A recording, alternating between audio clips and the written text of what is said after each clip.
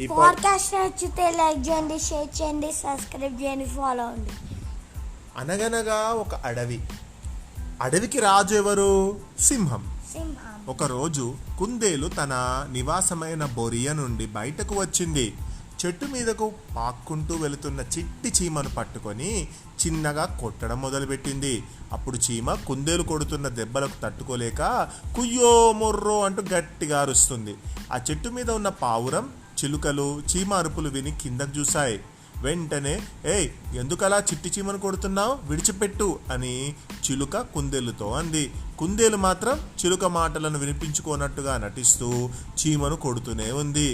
నిన్నే అడుగుతుంది, ఎందుకు ఆ చీమను బాధ పెడుతున్నావు అని కుందేలును గట్టిగా అడిగింది పావురం. కుందేలు పావురానికి కూడా సమాధానం చెప్పలేదు.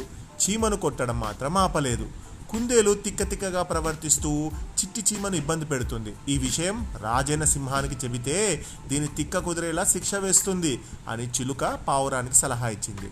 చిలుక మాటలు విన్న పావురం క్షణం ఆలస్యం చెయ్యకుండా సింహం దగ్గరికి వెళ్ళింది. కుందేలు చిట్టి చీమను ఇబ్బంది పెడుతున్న విషయం సింహానికి చెప్పింది. అంతా విన్న సింహం, అడవిలో నివసించే వాటికన్నిటిలో కుందేలు ఉన్న చోటుకు కుందేలును తీసుకొని రండి, అర్థమైందా? అడవిలో జరిగే ప్రతి విషయం అందరికీ తెలియాలి అని పావురంతో చెప్పి బయలుదేరింది. వెంటనే పావురంతో పాటుగా అన్ని జీవులు కుందేలు దగ్గరకు చేరాయి. కుందేలు చిట్టి చీమను ఎందుకు కొడుతుందో అర్థం కాక అక్కడకు వచ్చిన జంతువులన్నీ గుసగుసలాడుతున్నాయి. అంతలోనే, నీకన్నా చిన్న జీవులను హింసించడం నేరమని నీకు తెలియదా?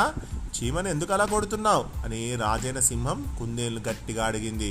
సింహానికి గౌరవం ఇచ్చినటువంటి కుందేలు, మరి సింహం రాజు కదా, వెంటనే గౌరవం ఇస్తూ చీమను కొట్టడం ఆపేసింది కుందేలు. వెంటనే సింహం కేసి చూస్తూ, మహారాజా, నా బాధను చెప్పుకోవచ్చా అని అడిగింది కుందేలు. సరే అని సింహం అనుమతి ఇచ్చింది. కుందేలు ధైర్యం తెచ్చుకుంది. మహారాజా, 2 రోజుల క్రితం తోడేలు రాత్రిపూట అడవి నియమానికి విరుద్ధంగా నా పిల్లను వేటాడి ఎత్తుకుపోయి తినేసింది. నా పిల్లను తినవద్దని తోడేలు వేడుకున్నాను, ఏడ్చాను, అయినా తోడేలు వినలేదు. నాకు జరిగిన అన్యాయం పావురం చిలుకకు తెలుసు, కానీ తోడేలుకు భయపడి మీకు చెప్పలేదు. నేను మీకు చెబితే తోడేలు నన్ను తినేస్తుందని భయపెట్టాయి. ఇప్పుడు నేను ఊరుకుంటే నాలాంటి మరో జీవికి కూడా అన్యాయం జరుగుతుంది. అందుకే చీమను సహాయం అడిగాను. నేను కొడుతున్నట్లుగా నటిస్తుంటే చీమ దెబ్బలు తింటున్నట్లుగా అరుస్తుంది అని అసలు విషయం అంతా చెప్పింది కుందేలు. కుందేలు చెప్పింది నిజమే మహారాజా, నేను నటించానంతే, పాపం ఈ కుందేలు నన్ను కొట్టడం లేదు అని సింహంతో అంది చిట్టి చీమ.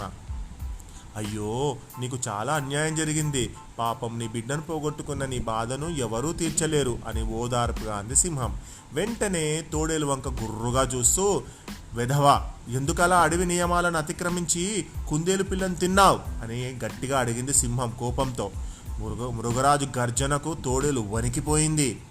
మహారాజా, నేను ఇక్కడ అని ఏదో చెప్పబోయింది. ఏంటి నసలాడుతున్నావేంటి, నసుగుతున్నావేంటి, చెప్పు అని అంది సింహం.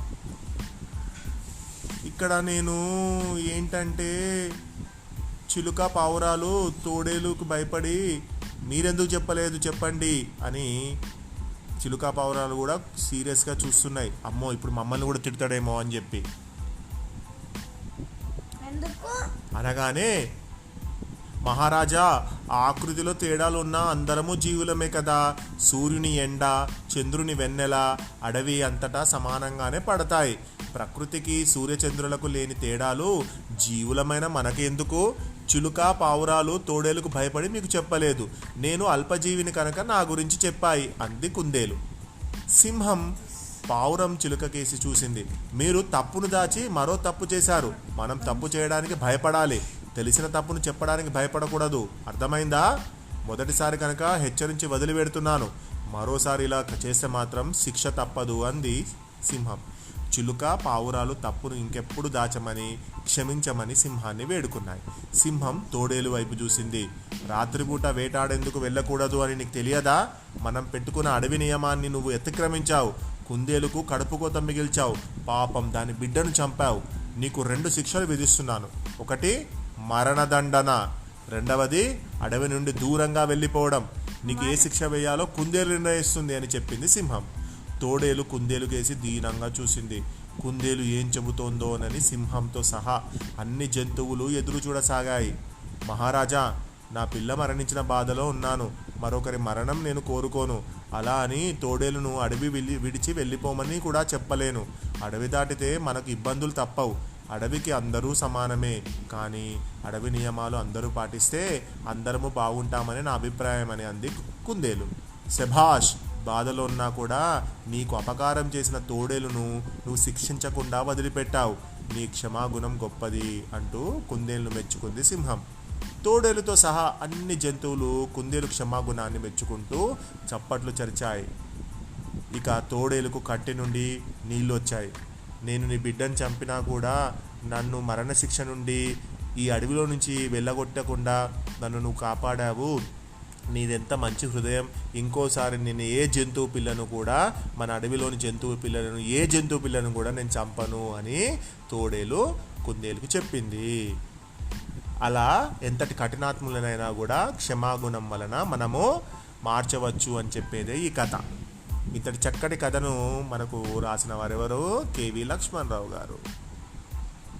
ఇంకొకటి